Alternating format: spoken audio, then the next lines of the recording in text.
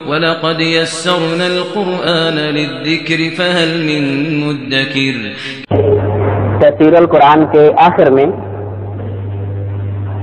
اعلاء کلمت اللہ کے لیے کام کرنے والوں کا تربیتی نصاب، اس عنوان سے کچھ آیات دی گئی ہیں، ان آیات کا ترجمہ پڑھ لیا جائے۔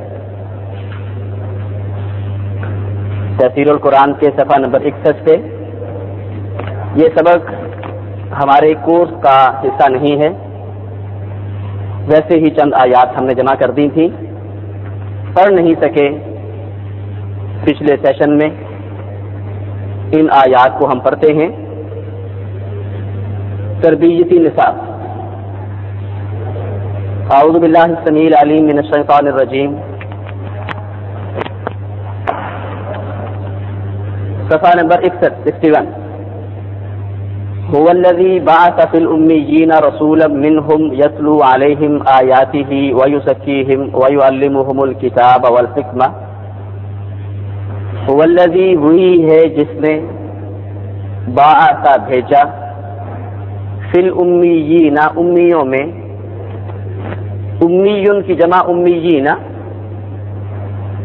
یہ قریش مکہ کا لقب تھا، وہ اسی لقب سے پہچانے جاتے تھے۔ اہل کتاب خود کو حاملین علم و فضل کے اجارہ دار سمجھتے تھے۔ قریش مکہ اہل کتاب میں سے نہیں تھے، ان کے پاس کوئی کتاب جو اللہ کی طرف سے نازل کردہ ہو نہیں تھی۔ اس کتاب کے حاملین یہودی تھے یا عیسائی تھے، تورات انجیل کے، اس لیے وہ قریش مکہ کو امی کہا کرتے تھے، جو لکھنا پڑھنا نہیں جانتے تھے۔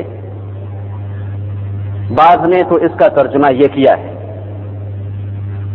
اور اس کا ایک حد تک حقیقت سے بھی تعلق ہے کہ قریش مکہ کی اکثریت لکھنا پڑھنا نہیں جانتی تھی، ان کا حافظہ اگرچہ بہت قوی مضبوط تھا، لیکن وہ لکھنا پڑھنا نہیں جانتے تھے، ان کی اکثریت کا یہ عالم تھا، اس لیے بھی ان کو امی کہا جاتا تھا۔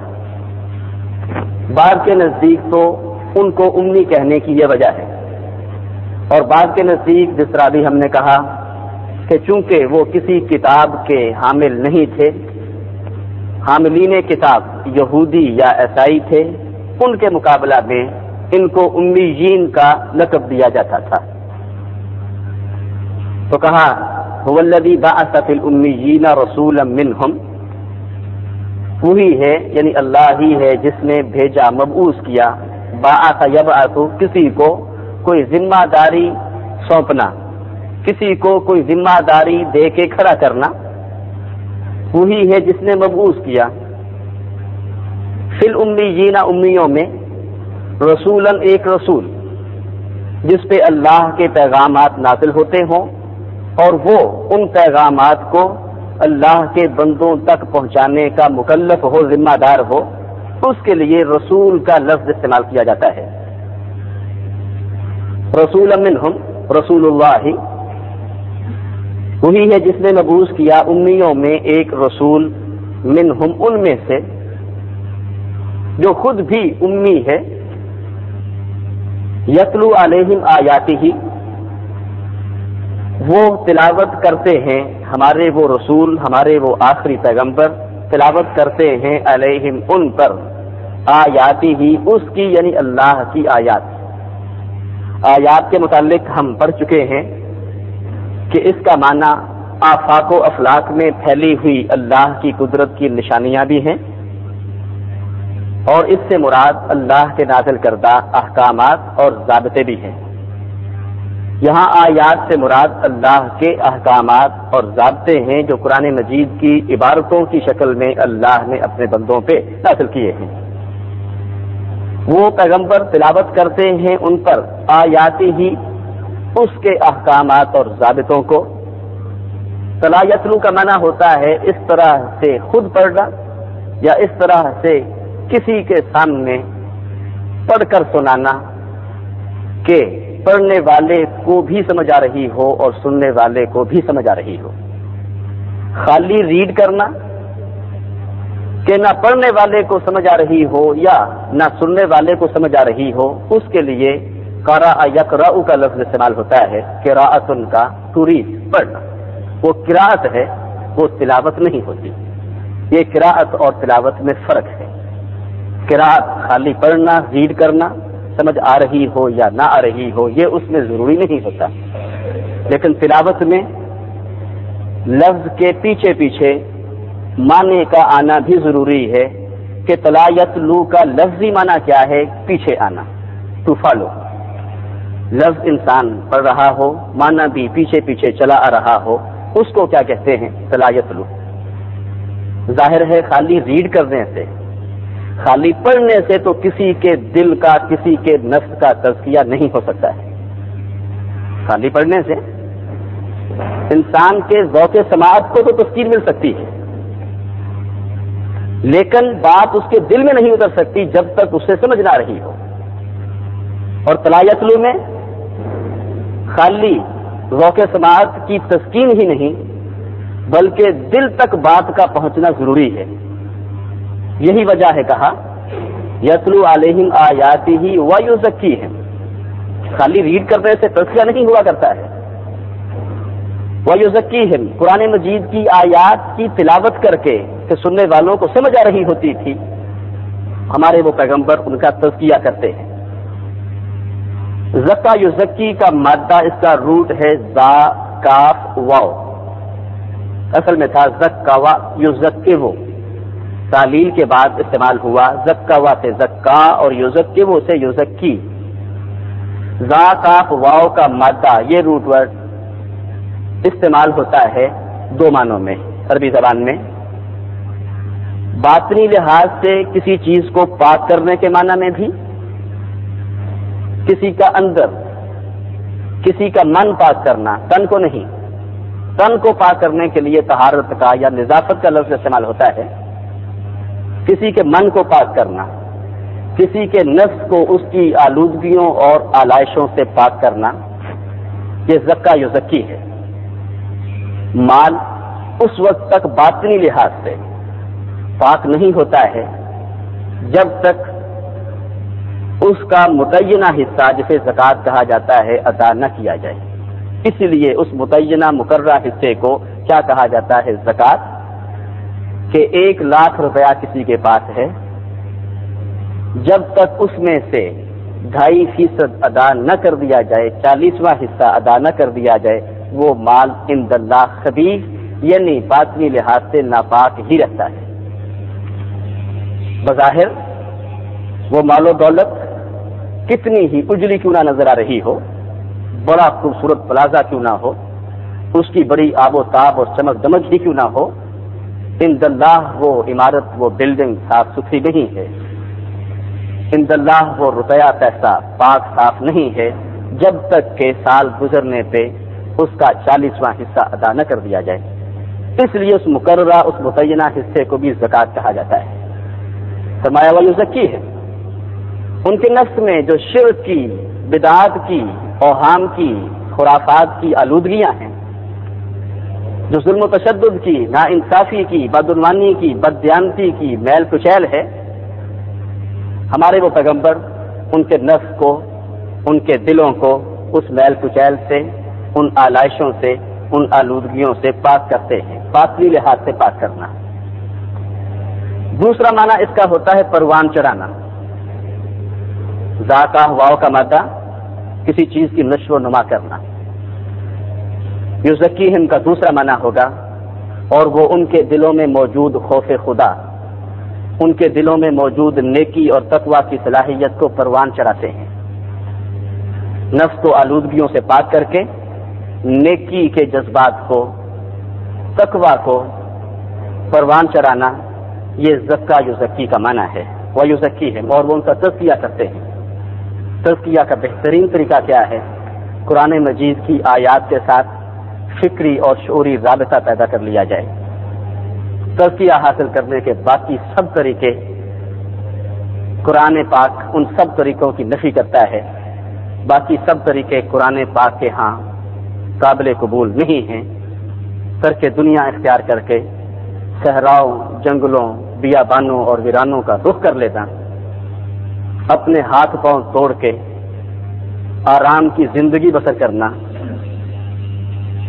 یہ تزکیہ کا طریقہ نہیں ہے۔ مخصوص ریاضتیں کرنا، مخصوص کلمات کو دہرانا، عجیب و غریب فلسفوں اور تصورات پہ ایمان لانا، یہ فلاں فنا فی کا تصور ہے، یہ فنا فی فلان کا تصور ہے۔ قرآن مجید ان تصورات کی مکمل نفی کرتا ہے۔ کسی نے اپنے دل کا، اپنے نفس کا تزکیہ کرنا ہے، اس میں موجود تقوی، خیر، نیکی، اللہ سے وفاداری اور بر کے جذبات کو پروان چڑھانا ہے، تو اس کا طریقہ یہ ہے کہ قرآن مجید کی آیات کے ساتھ اپنے تعلق کو مضبوط کیا جائے، فکری اور شعوری تعلق قرآن مجید کی آیات سے پیدا کیا جائے، پڑھنے والا یہ سمجھ رہا ہو کہ اللہ رب العزت اس سے مخاطب ہے اور وہ اس کو سمجھا رہا ہے، وہ اس کا تزکیہ کر رہا ہے۔ اس انداز سے قرآن مجید کے ساتھ فکری اور شعوری تعلق پیدا کرنا اور اسے مضبوط کرنا، یہ تزکیہ نفس کا بہترین ذریعہ ہے جو قرآن مجید اپنے پڑھنے والوں کو بتاتا ہے۔ فرمایا یتلو علیہم آیاتہ ویزکیہم، تلاوت آیات اور اس کے ذریعہ سے تزکیہ نفس، یہ پیغمبر کا منصب ہے۔ وَيُعَلِّمُهُمُ الْكِتَابَ وَالْحِكْمَةَ، اور وہ پیغمبر تعلیم دیتا ہے، ہمارے وہ پیغمبر نبی آخر الزماں ان کو سکھاتے ہیں کتاب اور حکمت۔ کتاب وہ لکھے لکھائے احکامات اور ضابطے جو اللہ کی طرف سے نازل ہوتے ہیں، ان ضابطوں کی تشریح، ان ضابطوں کی توضیح جو ہر نبی اللہ کی طرف سے القا کردہ، وحی کردہ حکمت و بصیرت کی روشنی میں کرتا ہے، اس کو الحکمہ سے تعبیر کیا گیا ہے۔ تمام مفسرین کے نزدیک اس کا معنی سرور کائنات نبی آخر الزمان صلی اللہ علیہ وسلم کے وہ ارشادات و فرامین ہیں جو قرآن مجید کی توضیح کرتے ہیں۔ قرآن مجید کی توضیحات، قرآن مجید کی تشریحات مراد ہیں الحکمہ سے۔ وَيُعَلِّمُهُمُ الْكِتَابَ وَالْحِكْمَةَ، وہ ان کے باطن کا تزکیہ کرتے ہیں، آلودگیوں سے پاک کرتے ہیں، خیر اور تقوی کے جذبات کو پروان چڑھاتے ہیں اور زندگی گزارنے کے طریقے سکھاتے ہیں۔ وَيُعَلِّمُهُمُ الْكِتَابَ وَالْحِكْمَةَ، ان کا اجتماعی اور معاشرتی نظام کیا ہے، ان کا سیاسی نظام کیا ہے، ان کا تمدنی اور اقتصادی نظام کیا ہے، اس کے اصول اور ضابطے انہیں سکھاتے ہیں کتاب اللہ کی روشنی میں اور وحی کردہ اللہ کی طرف سے القا کردہ حکمت و بصیرت کی روشنی میں۔ اور یہ الہ کلمت اللہ کے لیے کام کرنے والوں کا تربیتی نصاب ہے، الہ کلمت اللہ کے لیے کام کرنے والوں کا عملی پروگرام۔ والمؤمنون والمؤمنات بعضهم اولیاء بعض، اور مومن مرد اور مومن عورتیں بعضهم اولیاء بعض، ان میں سے بعض کے ساتھی ہیں، معاون ہیں، مددگار ہیں۔ بامحاورہ ترجمہ کریں گے وہ ایک دوسرے کے ساتھی ہیں، ایک دوسرے کے معاون و مددگار ہیں۔ یامرون بالمعروف، وہ مل جل کر، مرد اپنا کردار ادا کرتا ہے، عورت اپنا کردار ادا کرتی ہے، دونوں مل جل کر وہ معروف کا، نیکی کا، ان اقدار کا جو شریفانہ سوسائٹی میں، شریفانہ خاندان میں معروف ہوں، ان کے لیے معروف کا لفظ استعمال کیا جاتا ہے۔ وہ اچھی اقدار جو جانی پہچانی جاتی ہوں، جس کو ہر انسان کی فطرت اچھا سمجھتی ہو۔ یامرون بالمعروف، وہ معروف کا، بھلائی کا، نیکی کی، خیر کی اقدار کا حکم دیتے ہیں، وہ معاشرے میں نیکی کو فروغ دیتے ہیں۔ وینہون عن المنکر، اور جس کو فطرت سلیمہ ابا کرتی ہو، فطرت سلیمہ اس کو اخذ کرنے سے انکار کرتی ہو، اس کو منکر کہا گیا ہے۔ ہر سلیم الفطرت شخص جھوٹ سے نفرت کرتا ہے، کرپشن سے، بدعنوانی سے، کسی پہ ظلم اور تشدد کرنے سے نفرت کرتا ہے۔ ہر سلیم الفطرت شخص کی فطرت ان چیزوں کو قبول کرنے سے انکار کرتی ہے، اس کو منکر سے تعبیر کیا گیا ہے۔ جو سلیم الفطرت شخص کے ہاں معروف ہوں، جانی پہچانی اقدار ہوں، انہیں معروف، اور جن سے انسان کی طبیعت، انسان کی فطرت ابا کرتی ہو، انکار کرتی ہو، نفرت اور بیزاری کا اظہار کرتی ہو، اس کو منکر سے تعبیر کیا گیا۔ وہ مل جل کر نیکی کی اقدار کو معاشرے میں فروغ دیتے ہیں، وَيَنْهَوْنَ عَنِ الْمُنْكَرِ اور برائی سے روکتے ہیں، وَيُقِيمُونَ الصَّلَاةَ وَيُؤْتُونَ الزَّكَاةَ اور وہ نماز قائم کرتے ہیں اور زکوٰۃ ادا کرتے ہیں۔ وَيُقِيمُونَ الصَّلَاةَ وَيُؤْتُونَ الزَّكَاةَ قرآن مجید میں اقامت صلاۃ اور ایتاء زکوٰۃ کے الفاظ ذکر کیے جاتے ہیں حقوق اللہ اور حقوق العباد کا احاطہ کرنے کے لیے۔ فرمایا وَيُقِيمُونَ الصَّلَاةَ وہ خود بھی اللہ کے حقوق بھی پورا کرتے ہیں، وَيُؤْتُونَ الزَّكَاةَ اور بندوں کے حقوق بھی پورا کرتے ہیں۔ اللہ رب العزت کا سب سے بڑا حق کیا ہے کہ اس کے سامنے کھڑے ہو کے اس کے نبی کے بتائے ہوئے طریقوں کے مطابق عبودیت کا، بندگی کا، عجز و انکساری کا اظہار کیا جائے۔ اللہ کی توحید، اس کی کبریائی پہ ایمان لانے کے بعد یہ اللہ کا سب سے بڑا حق ہے۔ انسان جو مرضی کہہ لے کہ اللہ میں بڑی خیرات کیا کرتا تھا، اللہ یہی پوچھے گا نہیں، باقی باتیں سب بعد میں، یہ بتاؤ نماز پڑھا کرتے تھے یا نہیں؟ اللہ میں بڑی دیگیں پکا کے غریبوں میں تقسیم کیا کرتا تھا، اللہ میں رشتہ داروں کے بڑے حقوق کا خیال رکھا کرتا تھا، اللہ میں نے بڑے حج کیے، بڑے روزے رکھا کرتا تھا، اللہ میں بڑے نوافل پڑھا کرتا تھا۔ کہا نہیں۔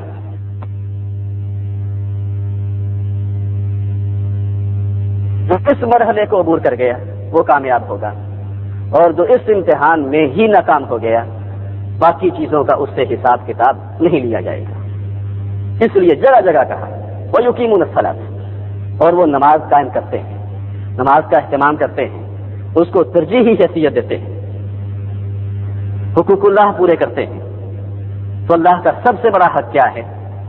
اس کے سامنے کھڑے ہو کے عبودیت اور بندگی کا اظہار کرنا، جو بھی حدیث کے مطابق اس کا طریقہ ہے 5 اوقات میں۔ وَيُؤْتُونَ الزَّكَاةَ اور بندوں کا سب سے بڑا حق کیا ہے؟ ان کی ضرورتوں کا خیال رکھنا۔ انسان خود تو عیش و آرام کی زندگی بسر کر رہا ہو اور ایک طبقہ پس رہا ہو، اس کا اسے کوئی خیال ہی نہ ہو، اس کا مطلب یہ ہے کہ وہ بندوں کا سب سے بڑا حق پورا نہیں کر رہا ہے۔ یہ بندوں کا سب سے بڑا حق ہے، ان کی ضرورتوں کا خیال رکھنا، ان کو اپنی خوشیوں میں شریک کرنا، ان کی مصیبتوں اور پریشانیوں کو حد المقدور اپنی بساط کے مطابق دور کرنے کی جد و جہد کرنا، یہ جذبہ رکھنا، یہ بندوں کا سب سے بڑا حق ہے۔ وَيُقِيمُونَ الصَّلَاةَ وَيُؤْتُونَ الزَّكَاةَ وہ اللہ کو اس کے حقوق ادا کرتے ہیں، بندوں کو ان کے حقوق ادا کرتے ہیں۔ وَيُطِيعُونَ اللَّهَ وَرَسُولَهُ زندگی کے باقی معاملات میں بھی وہ اللہ اور اس کے رسول کا کہا مانتے ہیں۔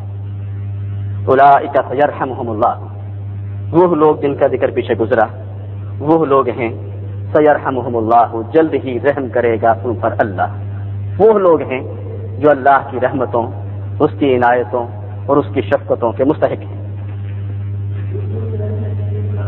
یہ یؤتون حمزہ تا یا اس کا مادہ ہے آتا یؤتی دینا۔ والذین کفروا بعضهم اولیاء بعض اور وہ لوگ جنہوں نے کفر کیا ان میں سے بعض کے ساتھی ہیں۔ والذین کفروا بعضهم اولیاء بعض جس طرح پہلے کہا کہ مومن مرد اور مومن عورتیں ایک دوسرے کا ساتھ دیتے ہوئے اپنا اپنا کردار معاشرے کی اصلاح میں انجام دیتے ہیں، ادا کرتے ہیں۔ کافروں کے بارے میں کہا والذین کفروا بعضهم اولیاء بعض اور وہ لوگ جنہوں نے کفر کیا وہ ایک دوسرے کے معاون ہیں، ایک دوسرے کے ساتھی ہیں، ایک دوسرے کے مددگار ہیں۔ الا بعضهم اولیاء بعض جس طرح پہلے کہا کہ مومن مرد اور مومن عورتیں ایک دوسرے کا ساتھ دیتے ہوئے اپنا اپنا کردار معاشرے کی اصلاح میں انجام دیتے ہیں، ادا کرتے ہیں۔ کافروں کے بارے میں کہا والذین کفروا بعضهم اولیاء بعض اور وہ لوگ جنہوں نے کفر کیا وہ ایک دوسرے کے معاون ہیں، ایک دوسرے کے ساتھی ہیں، ایک دوسرے کے مددگار ہیں۔ الا تفعلوه امت مسلمہ کو مخاطب کر کے کہا جا رہا ہے، الا اصل میں ہے ان جمع لا، تفعلوا الا تفعلوه اگر تم نہیں کرو گے اس کام کو جس کا ذکر پیچھے گزر چکا ہے، اگر تم وہ کام نہیں کرو گے، اگر تم ایک دوسرے کا ساتھ دے کے اجتماعی جد و جہد نہیں کرو گے تکن فتنۃ فی الارض، تو کیا ہوگا پھر؟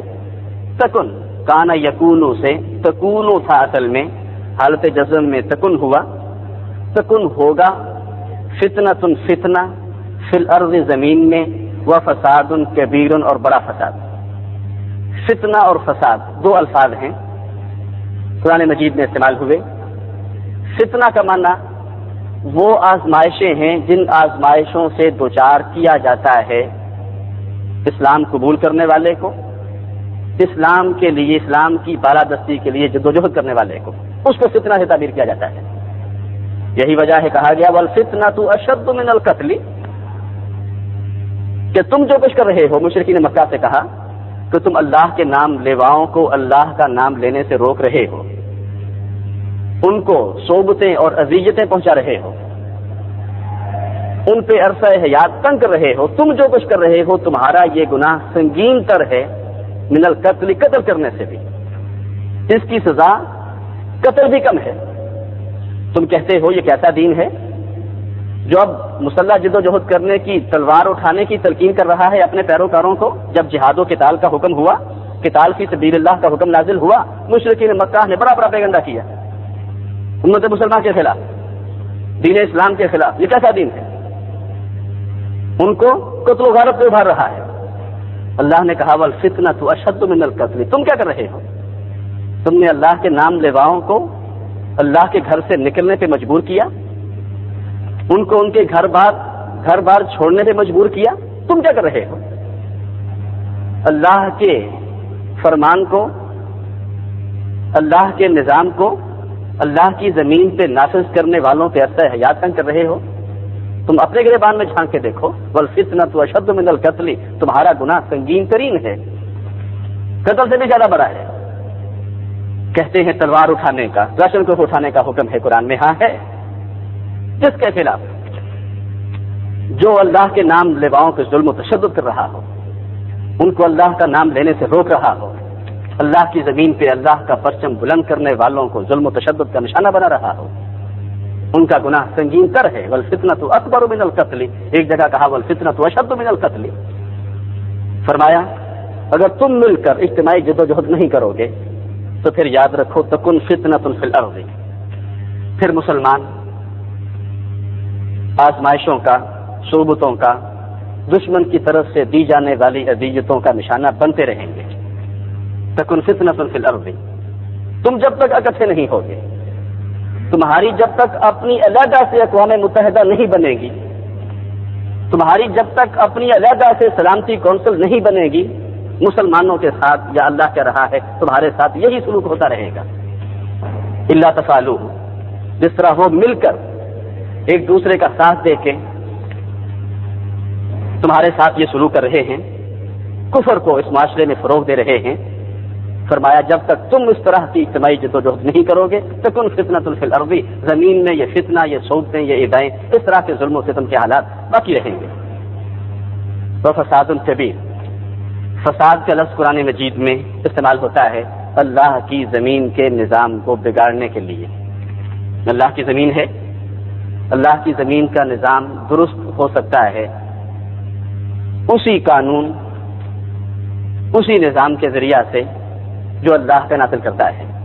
اللہ کی زمین پہ اللہ کا نظام نافذ کرنے سے زمین کا انتظام درست رہ سکتا ہے، اور اگر ایسا نہ ہو تو پھر قرآن کے نزدیک زمین کا نظام بگڑ جاتا ہے، جس کو قرآن مجید فساد فی الارض سے تعبیر کرتا ہے۔ کہا اسی طرح مصیبتوں، مشقتوں کا شکار رہو گے، ظلم و ستم کا نشانہ بھی بنتے رہو گے اگر تم نے آپس میں اتحاد و اتفاق کر کے کفر کا مقابلہ نہ کیا۔ اور کیا ہوگا؟ وفساد کبیر، اللہ کی زمین کا نظام بگڑا ہی رہے گا، یہاں اللہ کا پرچم بلند نہیں ہو سکے گا۔ ان لا تفعلوہ، الا اصل میں کیا ہے؟ ان جمع لا، ان اگر لا نہ تفعلوا، تم نے کیا ہو اس کام کو، جس طرح وہ مل جل کر ایک دوسرے کے ساتھی بن کے جد و جہد کر رہے ہیں، اس طرح کے اجتماعی جد و جہد تم نے نہ کی تو پھر کیا ہوگا؟ تکن فتنۃ فی الارض وفساد کبیر۔ اعلاء کلمت اللہ کے لیے کام کرنے والوں کے نظم و نسق کی بنیاد، واطیعوا اللہ ورسولہ، اور تم اطاعت کرو اللہ کی اور اس کے رسول کی، تم کہا مانو اللہ کا اور اس کے رسول کا، ولا تنازعوا، اور تم ایک دوسرے سے جھگڑا مت کرو۔ تنازع یا تنازع کا لفظی معنی ہوتا ہے کھینچا تانی کرنا، اس لیے کہ نزع کا معنی ہوتا ہے کھینچنا۔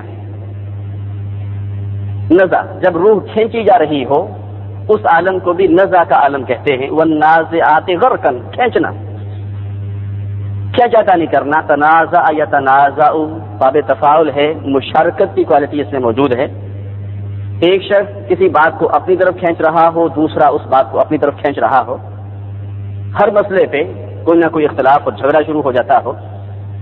فرمایا اور اللہ اور اس کے رسول کا کہا مانو، ولا تنازعوا، اور ایک دوسرے سے جھگڑا مت کرو۔ فتفشلوا، تو کیا ہوگا اگر تم ایسا کرو گے؟ فتفشلوا، تو تم کمزور ہو جاؤ گے۔ وتذهب ريحكم، اور تمہاری ہوا اکھڑ جائے گی۔ کیا معنی کریں گے؟ اور تمہاری ہیبت چلی جائے گی۔ تذهب ريحكم، ریح تمہاری ہوا اکھڑ جائے گی، تمہاری ہیبت، تمہارا روب اور تمہارا دبدبہ ختم ہو جائے گا۔ واصبروا، ہر شخص کا جی چاہتا ہے کہ وہ اپنی رائے کو، اپنے موقف کو بالادستی دے۔ فرمایا واصبروا، اس طرح کی کیفیت پیدا ہو جائے، صبر کرو، فوراً آستین مت چڑھاؤ۔ ان اللہ مع الصابرین، یقیناً اللہ صبر کرنے والوں کے ساتھ ہے۔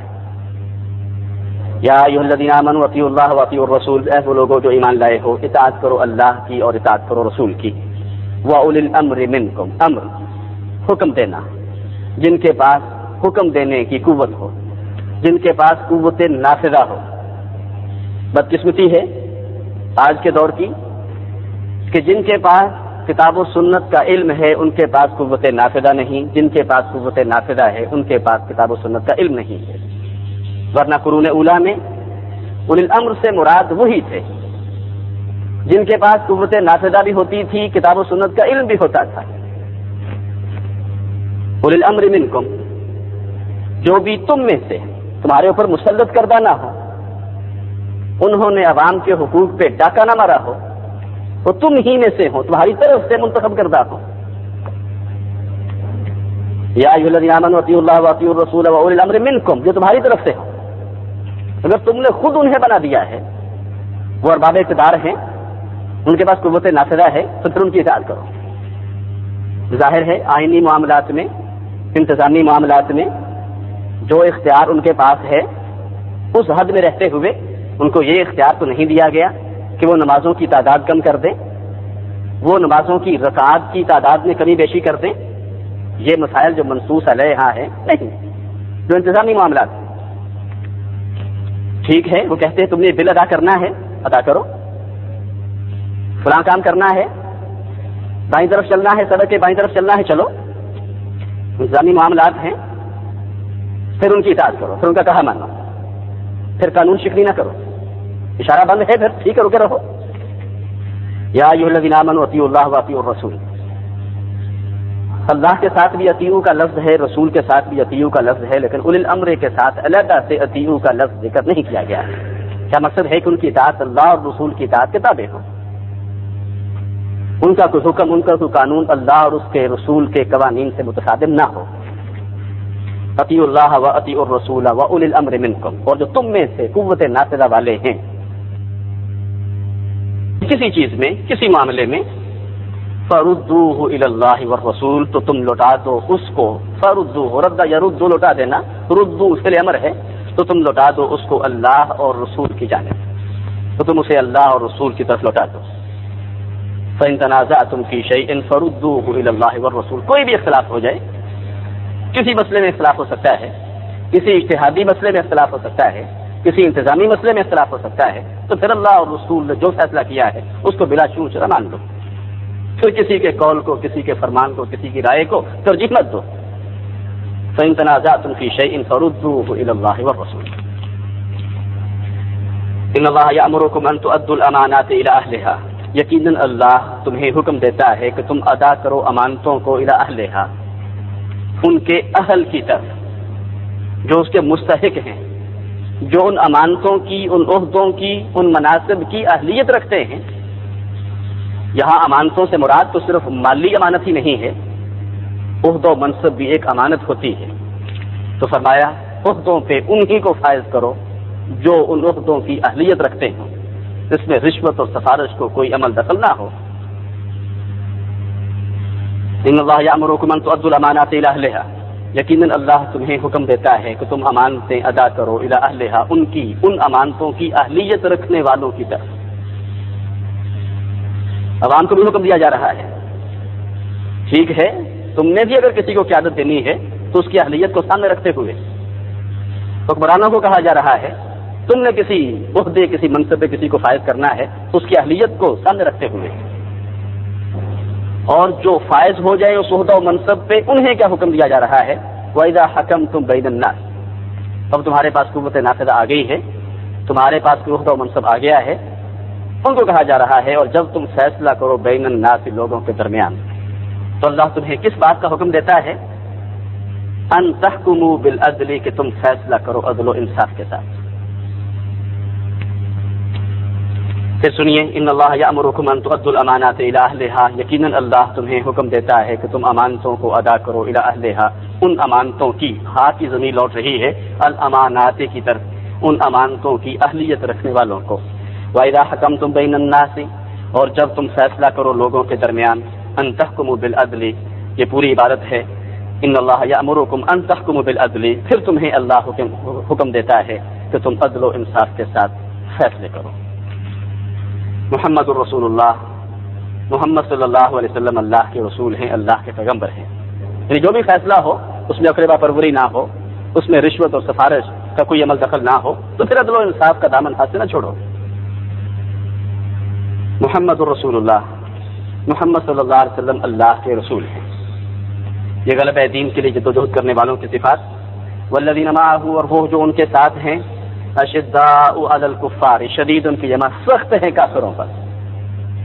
کفار کے کفر کی بات آتی ہے تو پھر اس کی مزاحمت کرتے وقت وہ کسی قسم کی لچک کا، مداہنت کا مظاہرہ نہیں کرتے ہیں۔ رحماء بینہم، آپس میں رحم دل ہیں، نرم ہیں۔ تراہم رکعا سجدا، تم دیکھتے ہو یا مانا تم دیکھو گے انہیں، ترا رآ یرا، رکعا، را کے ان کی جمع ہے رکوع کرتے ہوئے، سجدا سجدہ کرتے ہوئے، یبتغون فضلا من اللہ ورضوانا، وہ تلاش کرتے ہیں فضل کو اللہ کی طرف سے، ورضوانا، اور خوشنودی کو، رضامندی کو۔ ان کی جد و جہد کا مقصد اللہ کو خوش کرنا ہوتا ہے۔ مفسرین لکھتے ہیں یبتغون فضلا من اللہ، یعنی ان کی راتیں اللہ کے حضور رکوع اور سجدہ کرتے ہوئے گزرتی ہیں اور دن ان کا کسب معاش میں گزرتا ہے۔ یبتغون فضلا من اللہ سے مفسرین نے یہ معنی مراد لیا ہے، تو دن کو محنت کرتے ہیں، دن کو جد و جہد کرتے ہیں اور راتیں اللہ کے سامنے سجدہ کرتے ہوئے گزارتے ہیں۔ ظاہر ہے احادیث کی روشنی میں پوری رات نہیں، کہا جس نے عشاء کی نماز باجماعت پڑھی، صبح سے پہلے وہ اٹھا، تہجد کے کچھ نوافل ادا کیے، پھر فجر کی نماز باجماعت پڑھی، فَكَأَنَّمَا أَحْيَا اللَّيْلَ كُلَّهُ، تو گویا کہ اس نے رات بھر اللہ کی عبادت کی۔ یبتغون فضلا من اللہ ورضوانا، ان کی جد و جہد کا مقصد کیا ہوتا ہے، ان کا ٹارگٹ، ان کا ہدف اللہ کو راضی کرنا۔ سیماہم فی وجوہہم من اثر السجود، ان کی علامت، ان کی پہچان ان کے چہروں میں ہوتی ہے، من اثر السجود، سجدوں کے نشان سے۔ صحابہ کرام کی فضیلت کو بیان کیا جا رہا ہے کہ مسجد نبوی تھی، کنکر پتھر پڑے ہوتے تھے آگے، سجدوں کی کثرت کی وجہ سے، لمبے لمبے سجدوں کی وجہ سے ان کے ماتھوں پہ نشان پڑ جاتے تھے اور انہیں اس کی کوئی پرواہ نہیں ہوتی، بہت آرام دہ جگہ نہیں ہوتی، کنکریوں پہ وہ سجدہ کرتے تھے۔ اس لیے فرمایا آپ دیکھیں گے انہیں رکوع کرتے ہوئے، سجدہ کرتے ہوئے، وہ اللہ کے فضل کو تلاش کرتے ہیں، اللہ کو خوش کرنے کے لیے جد و جہد کرتے ہیں۔ سیماہم فی وجوہہم من اثر السجود، سجدوں کے نشان کی وجہ سے ان کے چہروں میں، ان کی پیشانیوں پہ ان سجدوں کی علامتیں، نشانیاں عیاں ہوتی ہیں۔ सीमाहुम फी वजूहिहिम मिन असर सुजूद, उनकी अलामतें, उनकी निशानियां सजदों की उनके चेहरों से आया हैं।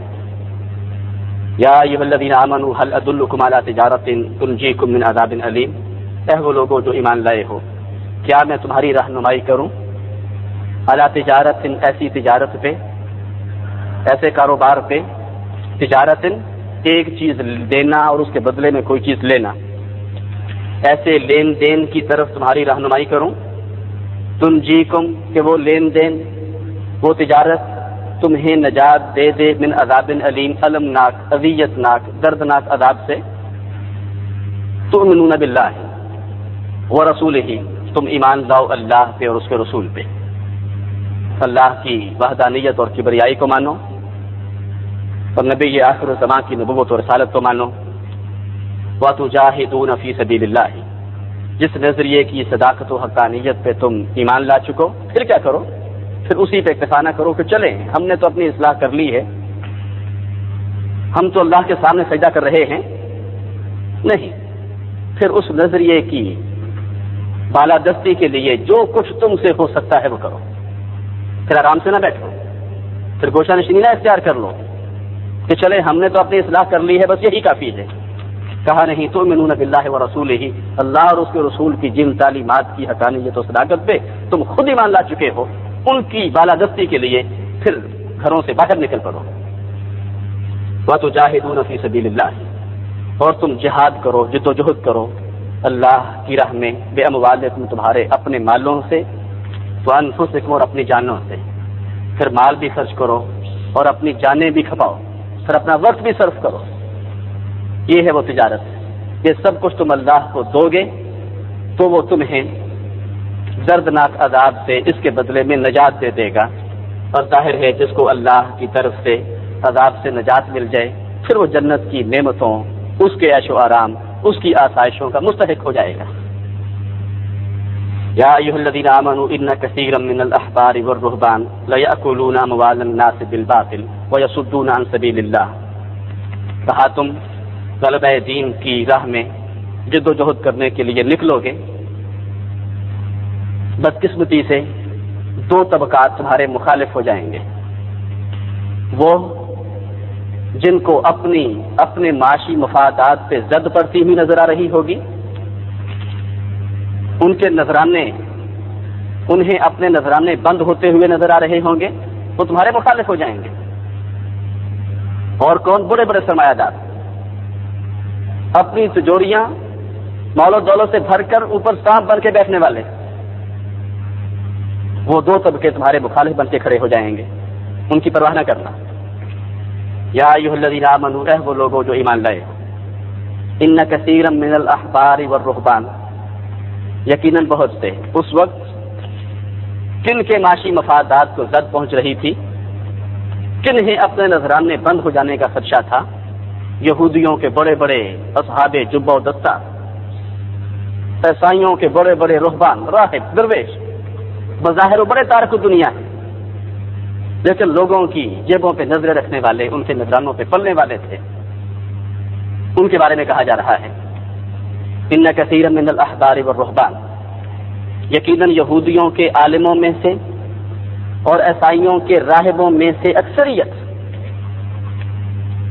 उनके अक्सर, ला याकुलूना अमवालन नास बिल बातिल, यकीनन, फिर कहा यकीनन, यकीनन यकीनन खा रहे हैं लोगों के माल बिल बातिल, नाजायज तरीके से, व यसुद्दूना अन सबीलिल्लाह, और रोक रहे हैं अल्लाह की राह से।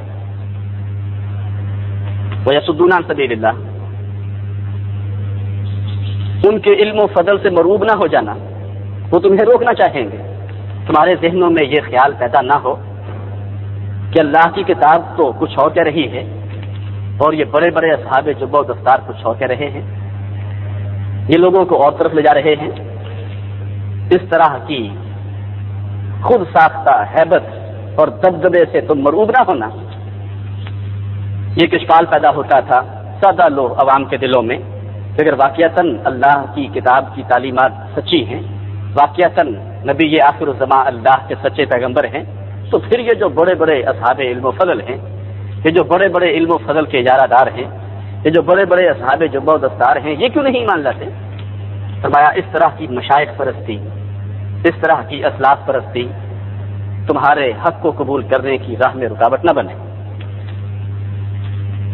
ان کثیرا من الاحبار والرهبان ليأكلون اموال الناس بالباطل ويصدون عن سبيل الله۔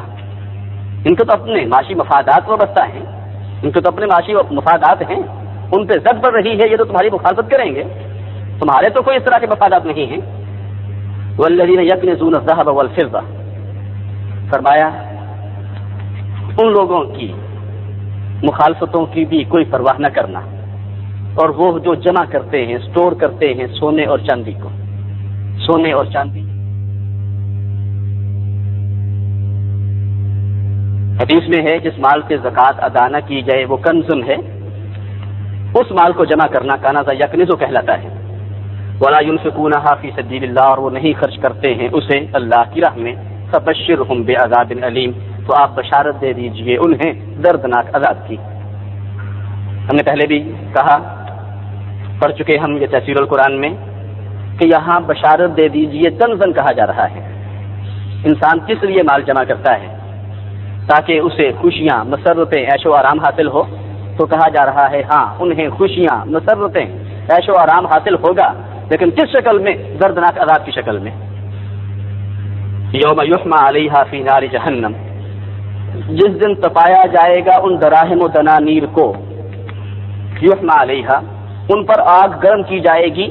لفظی معنی کیا ہوگا؟ ان دراہم و دنانیر کو تپایا جائے گا، گرم کیا جائے گا، فی نار جہنم، جہنم کی آگ میں۔